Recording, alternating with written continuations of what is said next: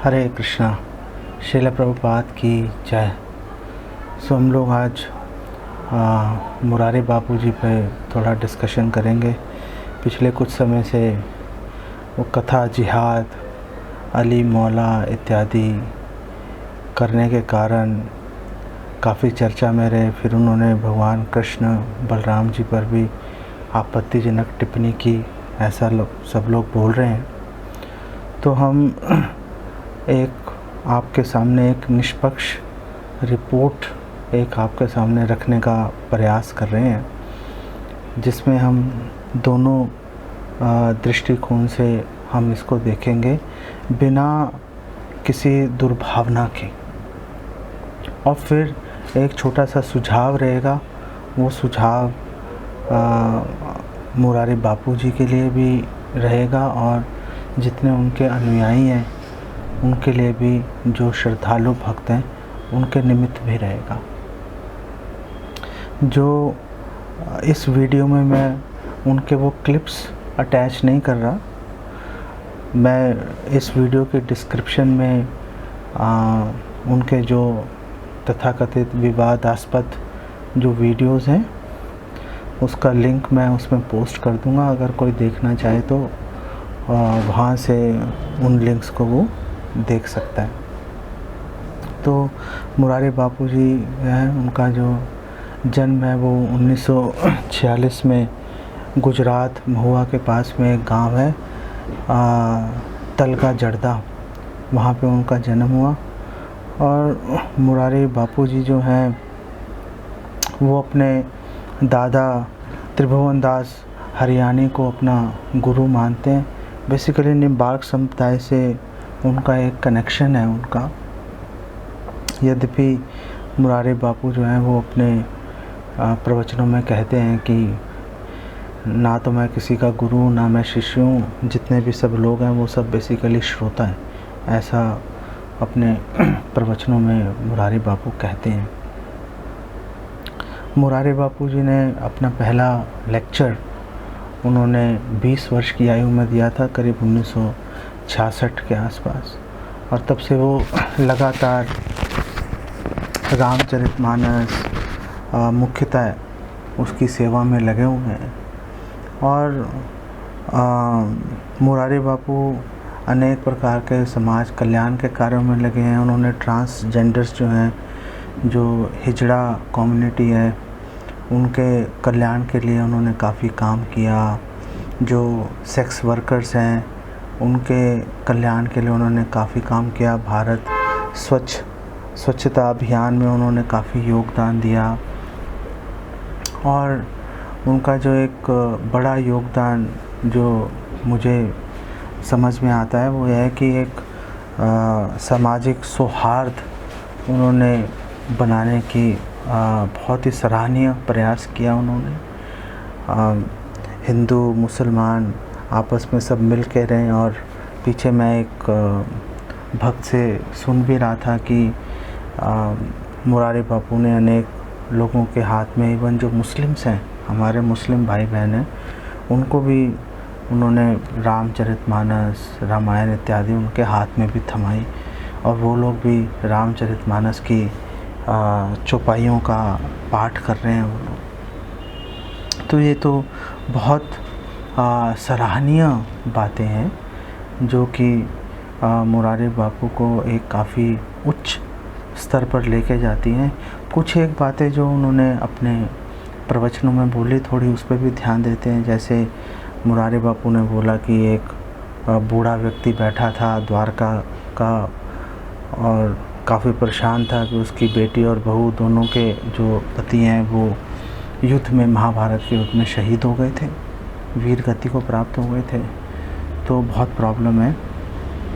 तो ये बात थोड़ी सी तर्कसंगत इसलिए नहीं लग रही क्योंकि भगवत गीता 2:37 में बिल्कुल शुरू में भगवान कृष्ण अर्जुन को बता रहे हैं, हतो वा प्राप्स्यसि स्वर्गम जित्वा वा भोक्ष्यसे महीम तस्माद् उत्तिष्ठ कौन्तेय युद्धाय कृत निश्चया। कि अर्जुन, तुम युद्ध करने से परेशान क्यों हो रहे हो?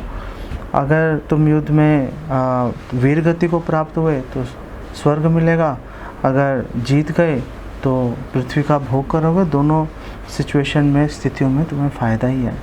और एक्चुअली में जो जितने भी हमारे फौजी भाई बहन हैं, जितने भी योद्धा हैं, उनको इस बात का पूरा उनको क्लैरिटी रहती थी क्षत्रियों को, और बहुत प्रसन्नचित होकर युद्ध में भाग लेने जाते थे। ऐसे नहीं है कि पैसों के चक्कर में डरते पड़ते वहाँ पे पहुँच गए और अपने आप को बचाने का बेसिकली प्रयास कर रहे हैं, ऐसी उनकी मंशा नहीं रहती थी उनकी। और महाभारत के युद्ध में जितने भी लोगों ने भगवान कृष्ण के सामने जो लोग वीर गति को प्राप्त हुए, चाहे पांडवों की तरफ से चाहे कौरवों की तरफ से, क्योंकि भगवान कृष्ण के उपस्थिति में उन्होंने शरीर छोड़ा था, इसलिए वो सब सदगति को प्राप्त हुआ। आज की तारीख में भी अगर हम बात करें तो बॉर्डर पे अगर कोई हमारा फौजी भाई, अभी इंडिया चाइना थोड़ा आपस में अनबन हो गई तो हमारे कुछ फौजी भाई शहीद हो गए, तो सबको दुख है, लेकिन सबको गर्व भी है कि उन्होंने मातृभूमि की रक्षा के लिए अपने प्राण न्यौछावर कर दिए।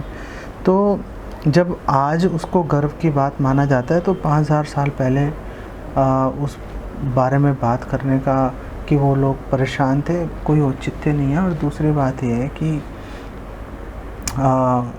द्वापर युग में ऐसा कहीं पे भी कोई वर्णन नहीं आता कि कोई भूखा मर रहा हो, किसी को किसी भी तरह की तकलीफ़ हो। भगवान आज भी हर किसी का पालन पोषण कर रहे हैं। और द्वापर युग में तो जब भगवान स्वयं ही उपस्थित थे तो पालन पोषण में कोई बेसिकली कमी नहीं थी। एक मुरारी बापू जी ने बोला कि बलराम जी जो हैं वो शराब के नशे में धुत रहते थे।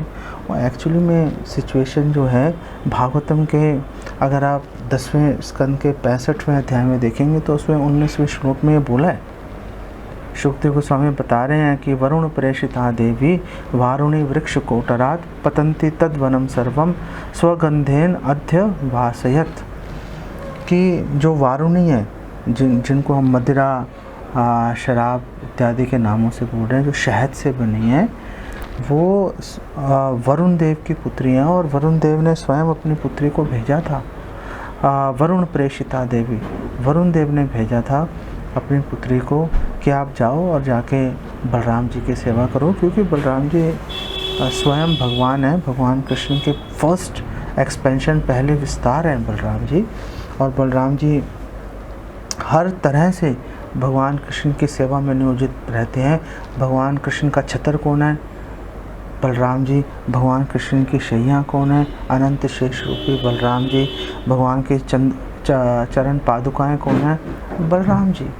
भगवान की जितनी भी साज सामग्री है, पैराफर्नैलिया है, वो सब बलराम जी का विस्तार है, जो भगवान की सेवा बड़े रुचि से वो करते हैं। तो ऐसे बलराम जी जो सर्वशक्तिमान है, जिन्होंने जमुना जी को कई भागों में विभाजित कर दिया, और जो अपने उन्होंने हल के बल पर हस्तिनापुर को जमुना जी में डुबोने के लिए जा रहे थे, तो सब कौरवों ने माफ़ी मांगे तो बलराम जी ने उनको छोड़ दिया। तो ऐसे बलराम जी के बारे में सोचना कि वो नशे में धुत रहते हैं, ऐसी कोई बात नहीं है। महादेव शिव जी हैं, शिव जी ने जो हलाहल विष है वो उन्होंने पी के अपने कंठ में रख लिया, नीलकंठ कहलानी है। तो जो समर्थ है वो कर लेता है। जैसे सूर्य दूषित स्थानों पर दृष्टिपात करेगा, उसको पवित्र कर देगा और खुद दूषित नहीं होता। तो जब सूर्य में ऐसी शक्ति है, महादेव ऐसी शक्ति रखते हैं, तो बलराम जी के बारे में सोचना कि वो नशे में धुत थे, एक्चुअली में तर्क संगत नहीं है। इस विषय में उनको दोबारा से विचार उनको करना चाहिए।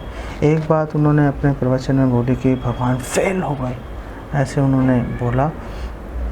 तो श्वेताश्वतर उपनिषद 6:8 में ये बात बोली। मैं प्रमाण इसलिए दे रहा हूँ ताकि आप लोगों को ये ना लगे कि हम मनगढ़ंत कुछ बात कर रहे हैं। तो अभी मैं आपको दक्षिण भारत के बहुत महान संत है जो वायु के अवतार है, मध्वाचार्य, उनकी भी आपको 1-2 प्रमाण आपके साथ में शेयर करूँगा। तो श्वेताश्वतर उपनिषद में बोला है, न तस्य कार्यम करणम च विद्यते न तत्शमश च अभ्यधिकस च दृश्यते परास्य शक्तिर्विविधैव श्रूयते स्वाभाविकी ज्ञान बल क्रिया च। कि भगवान का जो दिव्य शरीर है भगवान कृष्ण का, वो दूसरे लोगों की तरह नहीं है। हमारे शरीर और आत्मा में भेद है। भगवान का शरीर आत्मा एक ही है, कोई भेद नहीं है। इसीलिए तो भगवान को सच्चिदानंद विग्रह कहा जाता है। ब्रह्मा जी कह रहे हैं, ईश्वरा परमा कृष्ण सच्चिदानंद विग्रह अनादिरातिर गोविंदा सर्व कारण कारणम।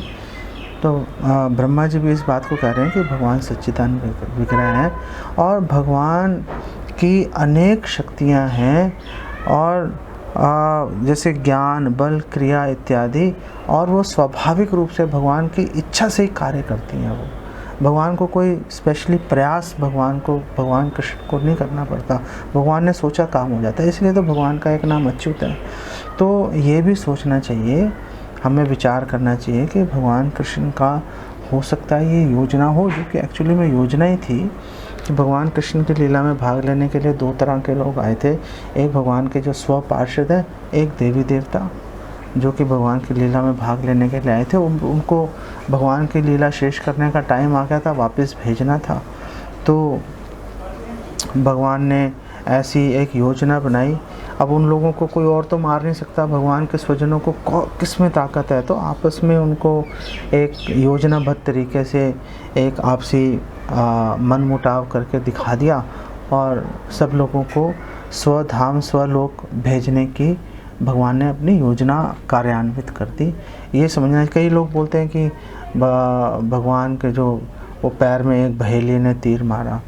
तो हमें ये सोचना चाहिए कि जब एक सांप के पास अपनी कैंचुली छोड़ के आगे जाने का गुण प्राप्त है, तो क्या भगवान एक अपना माया शरीर छोड़कर भगवान स्वधाम नहीं जा सकते?